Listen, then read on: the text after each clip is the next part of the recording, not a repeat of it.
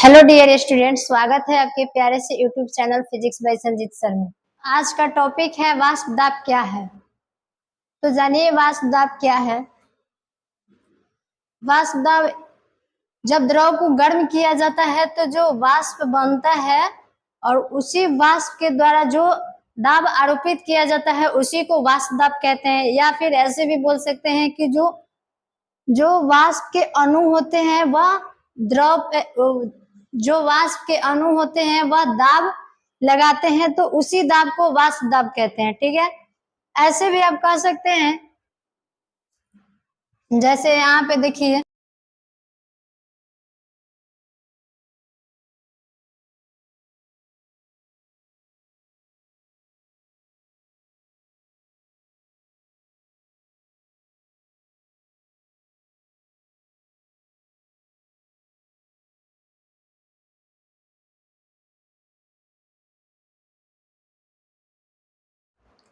यहाँ देखिए इसमें आपका ये इधर से ये वाष्प बन रहा है। यहाँ पे वाष्पीकरण की क्रिया हो रही है, जितने भी अणु हैं वो दाब लगा रहे हैं और ऊपर आपकी संघनन की क्रिया हो रही है। ऊपर से आपकी संघनन की क्रिया हो रही है। तो संघनन की क्रिया अगर कम होता है तो वह संघनन की क्रिया होती है जो कि द्रव आकर सतह में, द्रव की सतह में मिल जाता है तो वो तो संघनन कहलाता है। लेकिन ये यहाँ से जब इसको टेम्परेचर दिया जा रहा है तो ये क्या हो रहा है, जब टेम्परेचर दिया जा रहा है तो ये वाष्पीकरण की क्रिया हो रही है और यहाँ पे वाष्प बन रहा है। ठीक है, और यहाँ टेम्परेचर की चक्रण हो रही है। इसको हम टेम्परेचर के ताप को मापते हैं बैरोमीटर में। यहाँ इसको बैरोमीटर में मापा जाता है।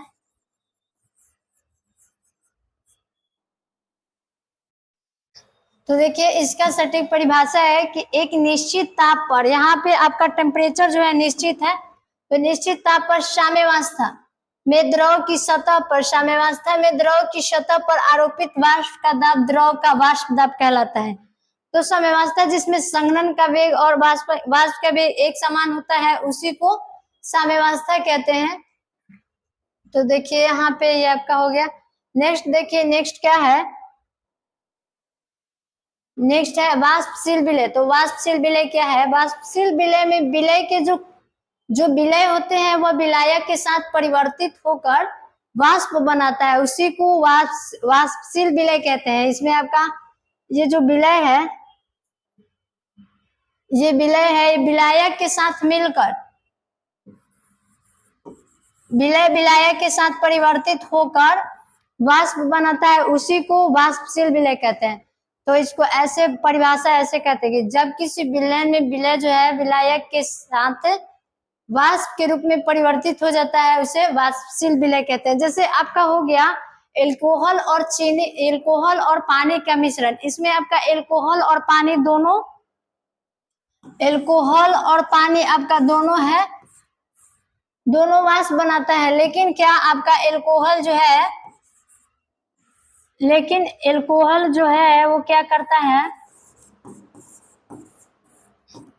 एल्कोहल और पानी का मिश्रण, तो एल्कोहल और पानी दोनों वाष्प बनाता है। लेकिन एल्कोहल जो है यह वाष्पशील विलय है। ठीक है, जो कि वाष्प बनाता है, दोनों वाष्प बनाता है, लेकिन एल्कोहल अब आपका वाष्पशील विलय है। ठीक है, नेक्स्ट देखिए, नेक्स्ट क्या है, अवाष्पशील विलयन। तो अवाष्पशील विलयन क्या होता है, इसमें जो है केवल विलायक के कण ही वाष्प के रूप में परिवर्तित हो जाता है और विलय का कण नहीं। तो इसको सटीक, इसका परिभाषा है कि किसी विलयन में विलय का कण वाष्प के रूप में परिवर्तित नहीं होता है, इसमें केवल विलायक के कण ही वाष्प के रूप में परिवर्तित हो जाता है और परिवर्तित होने के बाद वाष्प बनाता है तो उसे अवाष्पशील विलयन कहते हैं। अवाष्पशील विलयन, जैसे कि देखिए यहाँ पे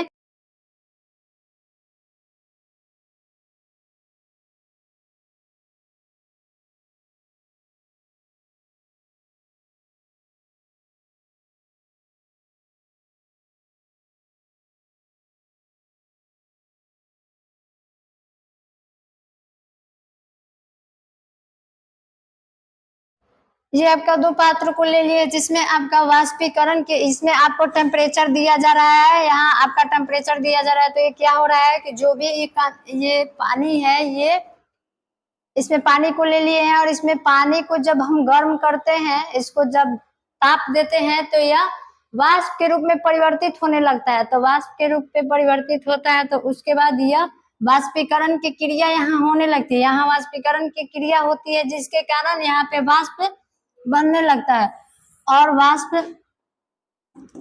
बनने लगता है। यहाँ पे आपका टेम्परेचर 100 डिग्री सेल्सियस पे पानी यहाँ पे गर्म कर रहे हैं, 100 डिग्री सेल्सियस पे गर्म कर रहे हैं जिसमें वाष्प की क्रिया हो रही है तो वाष्प बन रहा है। और यह आपका शुद्ध विलायक, ये आपका शुद्ध विलायक हो गया। वहीं पे आपका ये शुद्ध विलायक हुआ और ये भी 760 mm बनता है 100 डिग्री सेल्सियस पर। और यहीं पे देखिए कि जब इसको ताप देते हैं, इसको जब टेम्परेचर दिया जाता है 100 डिग्री सेल्सियस पर, इसको भी गर्म किया जाता है तो ये भी वाष्प बनाता है। लेकिन वाष्प ये भी बनाता है, लेकिन जब इसमें नमक को हम डालते हैं तो नमक जो है आकर द्रव की सतह आकर ये सतह में बैठ जाता है, द्रव की सतह में, जिसके कारण से ये नमक जो है वाष्प नहीं बनाता है और जल वाष्प बनाता है। तो इसमें वाष्पीकरण की क्रिया जो है धीरे होती है और वाष्प कम मात्रा में बनता है, वाष्प कम मात्रा में बनता है, लेकिन इसमें वाष्प ज्यादा मात्रा में बनता है और यह शुद्ध विलायक होता है, इसमें वाष्प ज्यादा होता है।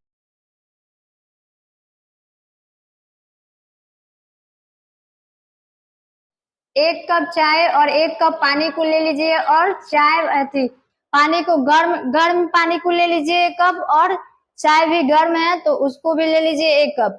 और चाय पर भी ऐसे हाथ रखिए और पानी पे भी ऐसे, पानी के कप पर भी हाथ रखिए और देखिए कि किसमें ज्यादा वाष्प कौन ज्यादा गर्म है, मतलब आपका हाथ जो है किसको ज्यादा गर्म महसूस कर रहा है। तो देखिए आपका पानी जो है, पानी में ज्यादा वाष्प की मात्रा होती है और चाय में कम होती है। चाय में क्यों कम होती है? क्योंकि उसमें आपका चीनी मिला हुआ, चाय में आपका चीनी मिला हुआ रहता है जिसके कारण वह थोड़ा ठंडा होता है, पानी की अपेक्षा थोड़ा ठंडा होता है और उस पर आसानी से आप हाथ को ऐसे रख सकते हैं, लेकिन ऐसे हाथ को रख सकते हैं आसानी से। लेकिन वहीं पे आप जब पानी पे हाथ को रखिएगा तो आपका हाथ बहुत गर्म महसूस करेगा, क्योंकि पानी में कुछ विलय नहीं डाला हुआ है और वह शुद्ध विलायक होता है। वाष्प की मात्रा उसमें ज्यादा होती है, इसलिए वह ज्यादा वाष्प देती है तो गर्म होती है। ठीक है, इसमें भी आपका 760 mm में जो मात्राएं होती है वो होती। फिर देखिए नेक्स्ट क्या है, नेक्स्ट है वाष्प दाब का अवनमन। जब शुद्ध विलायक में किसी अवाष्पशील विलय को मिला दिया जाता है तो जो वाष्प दाब का समान ताप पर शुद्ध विलायक का वाष्प दाब विलयन के वाष्प दाब से कम हो जाता है। जैसे कि देखिए यहाँ पे आपका वाष्प दाब का अवनमन बराबर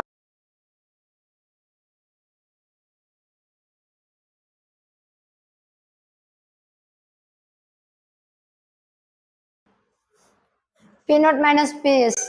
ये आपका विलयन का वाष्प दाब है और ये आपका शुद्ध विलायक का वाष्प दाब है। वाष्प दाब का अवनमन, जब शुद्ध विलायक में अवाष्पशील विलयन को मिला दिया जाता है तो विलयन का वाष्प दाब शुद्ध विलायक के वाष्प दाब से कम होता है। तो आपका शुद्ध विलायक ये है, P नोट आपका शुद्ध विलायक को P नोट से सूचित करते हैं और विलयन का वाष्प दाब के PS से सूचित करते हैं।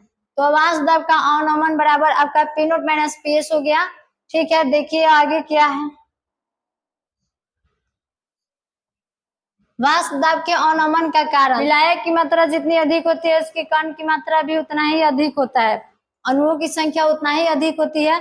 लेकिन जैसे विलय के सतह पर अणु की संख्या होती है तो विलय और विलायक दोनों की अणु की संख्या बराबर मात्रा में होती है, जिसके कारण जो इससे पार करने वाले जो वाष्प दाब होते हैं वह उसके मान उनकी संख्या घट जाती है।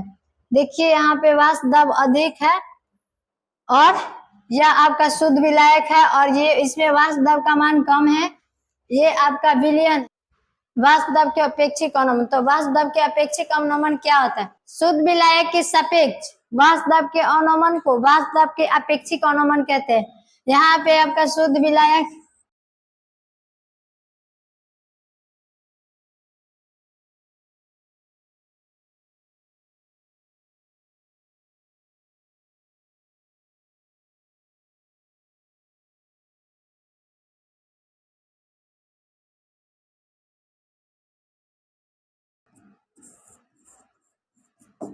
तो क्या है? शुद्ध विलायक के सापेक्ष वाष्प दाब के अवनमन को वाष्प दाब के अपेक्षिक अवनमन कहते हैं। इसमें आपका शुद्ध विलायक पी नोट हो गया और विलयन का वाष्प दाब पीएस हो गया। तो देखिए यहाँ पे वाष्प दाब के सापेक्ष अवनमन इक्वल टू उसे एल से सूचित करते हैं।